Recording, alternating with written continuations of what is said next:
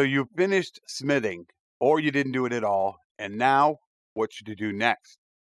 You're sitting in the tavern wondering, what am I going to do? Well, in this video, I'm going to give you 4 options of what you can do, and you can choose to do any of them or all of them, depending on what you're exactly looking for in your gameplay. I will have these time stamped so you can decide which ones you want to go right to, and you can skip the ones that you do not need. I'm going to give you some pros, cons, suggestions. So, more than a walkthrough, this is going to be a little bit more of a guide as to what you can look out for and which one you might want to go ahead and choose.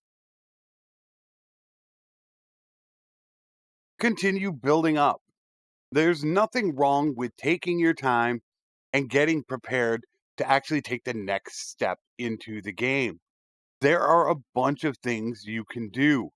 Everything that has been done in the previous episodes, you can now continue to do to build up your character so you're ready for that next step. Whether you want to make more money, which you can go right back down and start horse trading again. You can begin to work your skills depending on what you want to do. Fight a little bit, maybe a little bit more trade, go do some tournaments. Working your skills nice and early can be a huge benefit when we get to our next stage of progression. This is also a great opportunity to start training companions. You want to be able to have your companions serve whatever role they are going to be. Whether you just want to get them regular fighting skills so they can become a captain, you want to work maybe some steward in medicine as they're going to be a party leader, or you want to get those governor perks available so when you take a town, you have an important governor which will come into play once you get yourself a kingdom or you are a vassal. This is that great opportunity to start working those skills and prepare your companions so that when it's time to move to the next step, they're ready to go. Creating parties early. Now, this one can be a little difficult as it's going to cost you a lot of money. But if you can afford it, figure out who are going to be your party leaders. Sending them out right now can be very beneficial. And it actually is a lot easier than you think to manage their money. But start working those skills that they need, such as steward, medicine, leadership. Working them now will pay off in the long run. If you're worried about money concerns, just go to your clan screen and party. From here, you could do different things on what you want them to do, but most importantly, here are your party wages. So if you want, uncheck the unlimited, move this down to whatever you feel comfortable with, and they will not exceed that. Therefore, your parties aren't going to cost you a ton of money. That's just their wages. They're still going to have to buy supplies, but this way it allows them to get skill and it keeps the money somewhat in check so you're not going to go broke. Don't sleep on quests. Quests will continue to get you more relation and is something that a lot of people they do not think about. If you do quests for people, especially towns and villages, it's going to open up more recruiting slots for you so you can get troops later. You'll still be able to get money, you can get charm, renown, also do quests for lords. It will increase their relation, making it much easier to deal with them. So every time you see a village with a quest or a town, check and see if it's a really easy one to do, such as an art of the trade, extortion by deserters, caravan ambush, things that take no time to do. Do them now, and it will help you be prepared in the late game. Take your time with this. Don't be in such a rush. Preparing to have everything ready to go when it's time to be a merc, vassal, or make your kingdom is going to make your gameplay that much easier. Slow it down a little bit. Think about what you really need and work on it in the early game so that way it makes your late or mid game a little bit easier to tackle. Becoming a mercenary is something that so many people sleep on in this game, and to this day, it still baffles me. I don't really understand why people do not become a mercenary. It is really one of the best things that you can do because as a mercenary, you can leave and not suffer any relation loss. So you can run from kingdom to kingdom getting the best contract. And if you get in trouble, you can just leave. The only thing you will lose is the influence that you have built up. To become a mercenary, talk to anybody that is not a minor clan from that faction. Tell them you'd like to enter the service. Your sword is theirs for the right sum. They are going to offer you a certain amount of money for influence that you will gain. This number is quite important as it is your main multiplier in how much money you're going to make. So sometimes you might not want to take a low ball offer, although there are times when you do want to take the offer no matter what. I will go ahead and accept that. And now I am a mercenary of the Aserai. So now I can go off attacking. As I said, if you ever get into trouble, you can just leave, and this is all that you're going to lose. Before you do this, there are some things that you would probably like to do. First, you would like to get your party ready. You do not normally want to enter a party with a bunch of low level troops. Take the time to get your troops built up. It's going to make it so much easier in the long run. Next, you're going to want to find where do you want to be a mercenary? What's the best place? For me, I really like being a mercenary of the Western Empire. They have some pretty good shops, and as you can see, they are surrounded by a bunch of people. So they're normally going to be at war. And because we're going to be dealing with so many people, it's going to give me the advantage to gain a bunch of relation when I do release the prisoners from battle. You need to decide what location or amount is best for you based on your gameplay. One thing to look out for is workshops. If you have workshops in an area and then you go to war with that kingdom, you will lose your shops. I still have my workshops that are in Western Empire territory. That is because I joined the Aserai and they were at war with the Western Empire. You don't lose them then. You lose them when war is declared. So don't be misled when you see this and you join. And I still have mine in Amitatis and Zayanica. The minute they peace out and they go back to war again, you're going to lose your shops. Plan your shops accordingly. Maybe early in the game, know where you want to be because moving a shop is super expensive in 1.8. Getting equipment is so vital now in 1.8. Armor means so much, and especially with your character's death now turned on in the game, you want to make sure that you have decent amount of armor for everybody so they're not going to die. Take the opportunity to get all of your characters equipped. Even if it's with low end starter gear, make sure you get everybody at least some equipment to keep them from dying. Lastly, let's deal with influence. Influence is how you get paid, and how much you get paid. There is a very simple formula for it. It is 20% of your influence rounded up times your merc contract. So, therefore, if you have 100 influence, 20% of that is 20, rounded up, it's still 20 times your merc contract. My merc contract, let's say it's 130, 2,600, I believe, is what my merc contract would pay me for the day. So that is the formula that you need to remember if you want to know how much you're getting paid for it. One strategy that I use to make a ton of money in the game, and this requires you to start working early in the game. If you can get the 275 perk, Price of Loyalty, where you're going to have reduced wages. You couple that together with the 275 perk, Immortal Charm, which gets you from 275, it will get you 5 influence a day for free. Now, I know a lot of people are going to say it's hard to get that done very early. It's really not. It can be accomplished in 250 days or so. It is very possible to do both of them if you do it correctly. If you work the skills and you know how to get it done, you can get it done.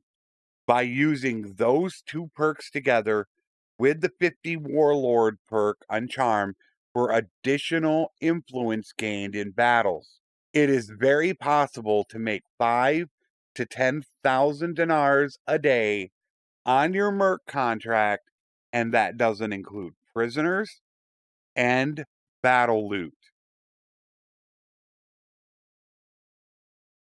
It is now time for you to become a vassal. You need to figure out which kingdom you're going to be a vassal of, and you're going to need to talk to the kingdom leader to do that. There are some things you want to think about before becoming a vassal. First of all, do you have parties ready to go? Do you plan on making additional parties and running your own army, or are you just going to run your own party? Sending out your party members before this to gather up troops, to start leveling troops, is going to make this much easier. Do you have enough food? A lot of people sleep very badly on food.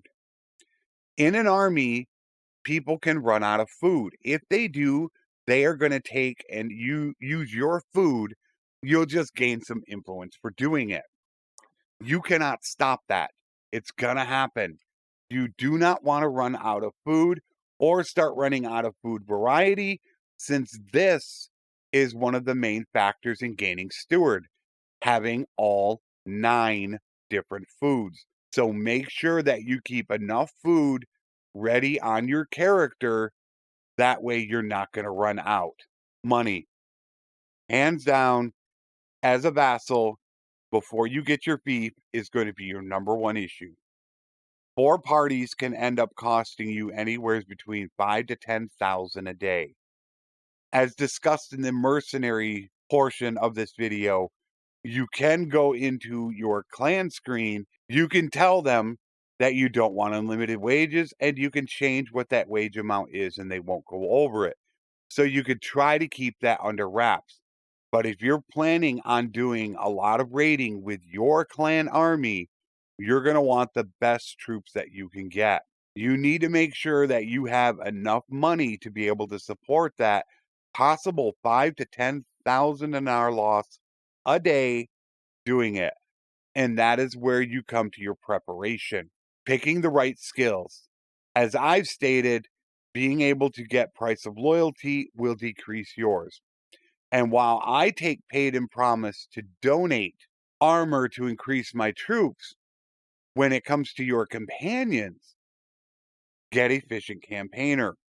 Paid and promise isn't really going to do anything for your companions. But if you pull them in your army, they're going to pay 25% reduced wages. So plan ahead before making your army. Also, make sure you have the equipment that was discussed in the mercenary portion. Make sure people have enough. If people don't have really good gear, they're going to go down in battle very fast and have a chance of dying if you have death on. Therefore, even if it's just starter gear, which I call gear that's worth about 1,000, even if it's just that starter gear, which only costs you about 5 to 7,000 to equip a person, get them starter gear so they can have at least some armor to survive. Once you do become a vassal, if you do plan on making the army, make sure you make the army immediately. Do not wait on it. When it comes time to make an army, go to the kingdom screen, go to army, hit create army. This is something you want to do immediately after becoming a vassal. If not, your clan party could be pulled into another army. A very easy way to do this is to hit the cost button. Your clan members cost nothing to bring into your army. So immediately do that. Hit the cost button and it'll show up as 0. One thing to always remember is you need to have at least 40% of their max troops in their party to be able to call them. This also serves one really good purpose, and that is influence. You gain influence for the bigger clan army you have.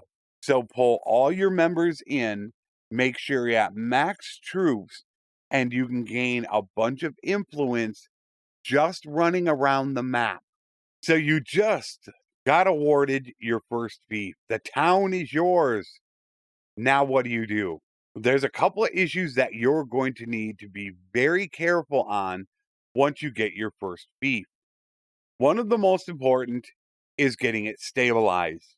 Having a good governor is really key to being able to stabilize a town. You can see that we have a negative here. We have not much going on here. Planning out who is going to be your governor and working their skills in the early game can make this so much easier. I always plan out my big brother to be my governor. If you hit the governor screen and just hover over people, you will see what governor perks they're going to give. You can see how many that my big brother is going to give. I specifically plan him out for this. Always remember when it comes to the loyalty, if they are of the same culture as the town, you gain a +1. If they are not the same culture, you get a -1. So always try to plan out to have multiple cultures in your party in case you get a fief of a different culture.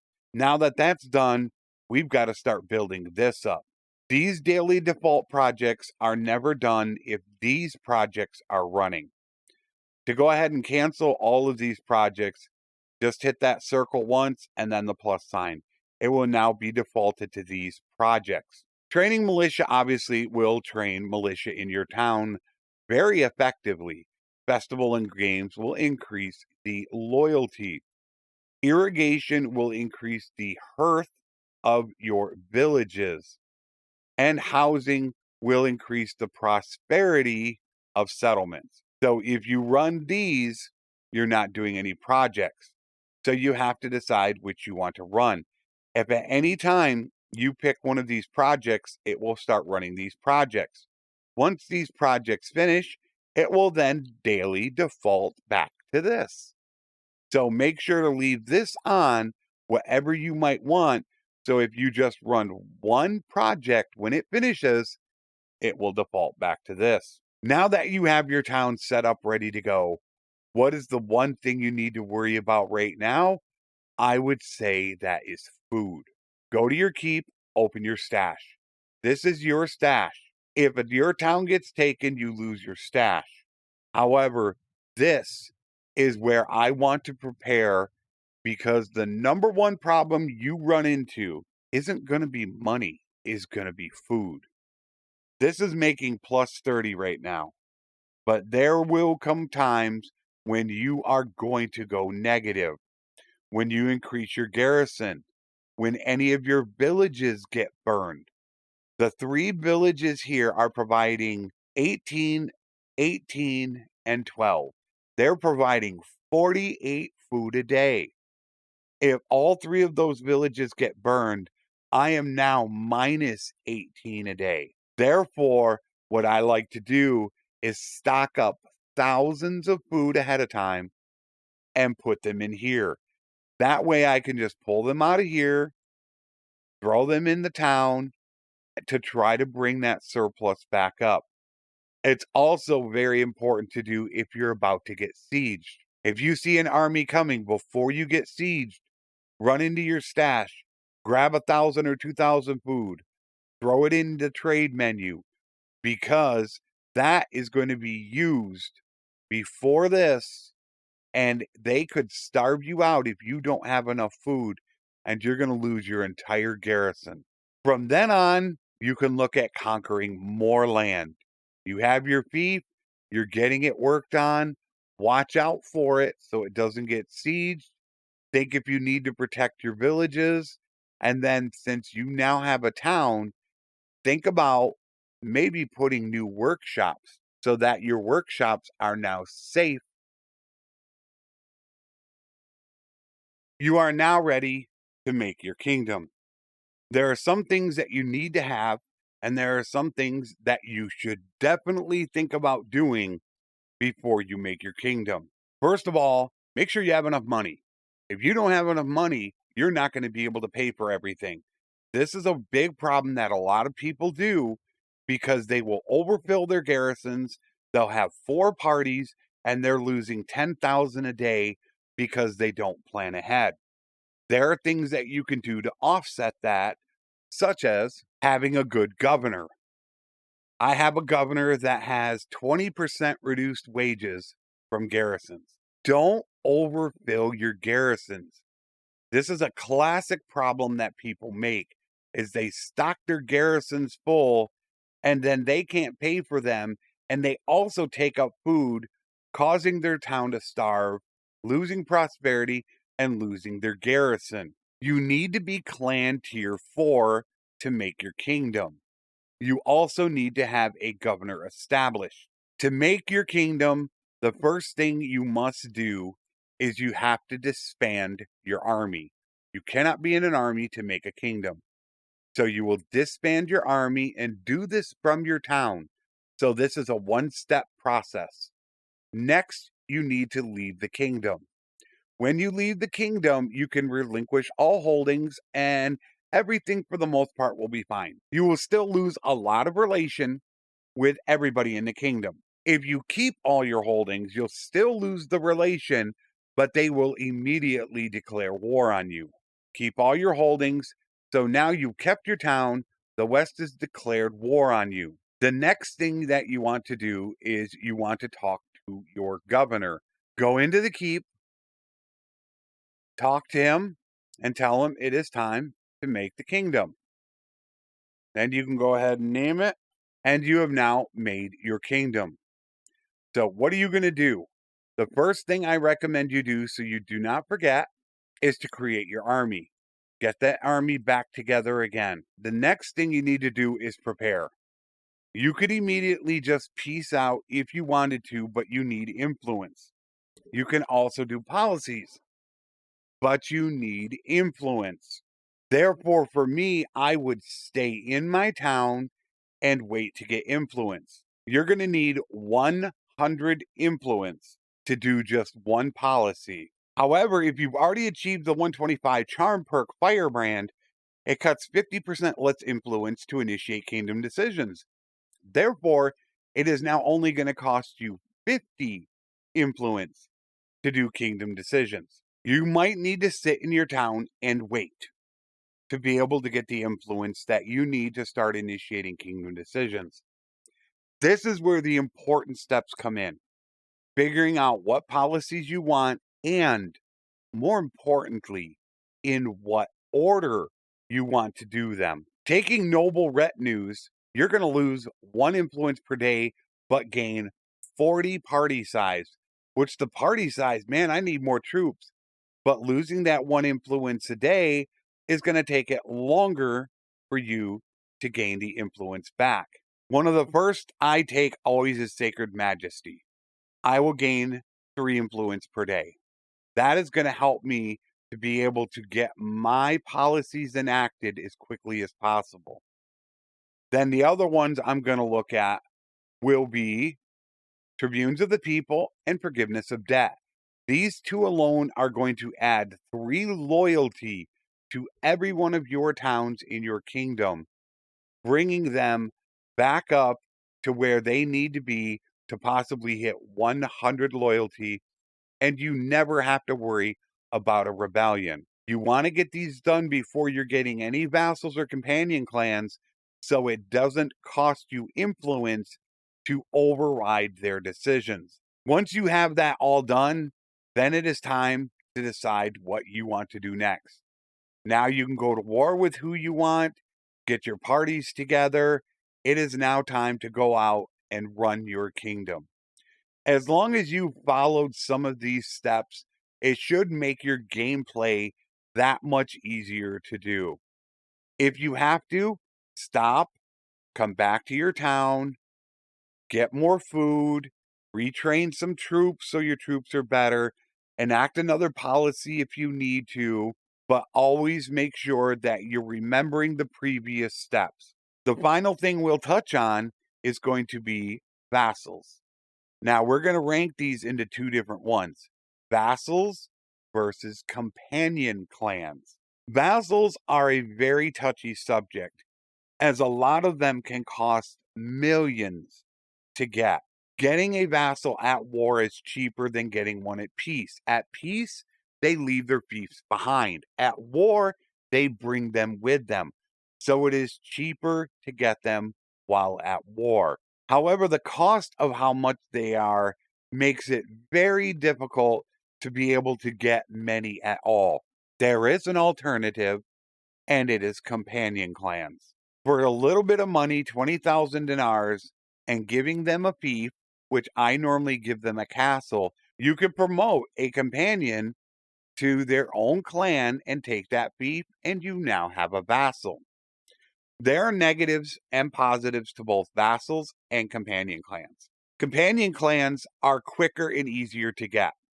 The biggest thing is just getting the 500 influence and a fief, which for me is not normally that difficult. The vassals are going to have better skills and potentially have more lords.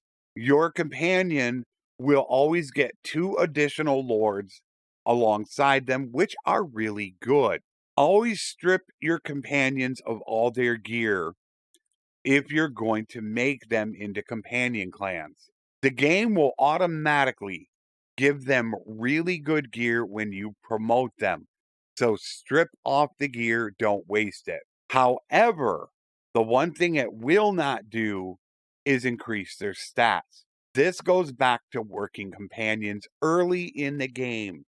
If you want to promote somebody to a companion clan, make sure you're thinking about that ahead of time. So while the companion clans won't have the skills, the vassals will. Also, most companions, when promoted, will not have a spouse. So getting them a spouse could be a good idea, as a lot of other clans are already having children. That is what I really love to use my daughters for, is to marry them off to male companions so they can immediately start having kids. So there are pros and cons to having a vassal versus having a companion clan. It is much easier to get a companion clan. They just won't be as powerful. Also, remember that parties are completely different for them than they are for you. You get an additional party at tiers 2, 3, and 4. So when they first make their companion clan, they're going to be clan tier 2 and only have one party available. It's not until they get clan tier 3 that they're going to be able to get their additional party. Those are the advantages and disadvantages of getting a vassal or just getting a companion clan. If you just can't get a vassal, think about promoting a couple companion clans. I hope these tips helped you out in whatever way you want to start running your game. Whether it's continuing to build up, becoming a mercenary, becoming a vassal, or going straight to running your own kingdom and taking a fief. Hopefully, this guide has answered some questions and things for you to look out for, so the next time you do it, you won't have as many issues and problems in your gameplay. I will see you next time. As always, my friends, take care, and thanks for watching.